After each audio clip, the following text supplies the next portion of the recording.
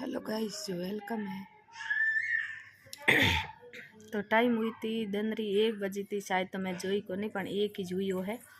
तो आज लागी सब्जी रोटी बेगी लागी क्या। आज सुबह सुबह मैं बनाया था चावल टाबरा नाश्ते हारूँ। तो मना भी लागी भूख और घरे तो कोई आता को नहीं। आगे टाबर पापा आवे तो रोटी बेगी बनाई करा, तो टाबर आवे जदी भी बनाई करा। और आगे तो सुबह पूरे बनावा रोटे जल्दी बनावा आवे 2 बजे और 22 मिनट। तो हमें बनाओ सब्जी।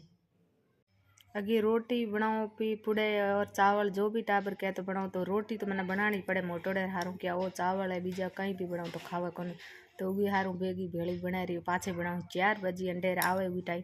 तो आज मैं सुबह चावल ही बनाया था रोटे बनाए कौन। तो मना लागी भूख में कि सेकाई हो पालखरी बनाई सब्जी रोटे बनाने बाजरी रे। तो सब्जी रोटी बनाई जितने भी टाइम हो है रो टाबर आ है 4 बजे। तो आज को वीडियो आपने केड़ो लागो और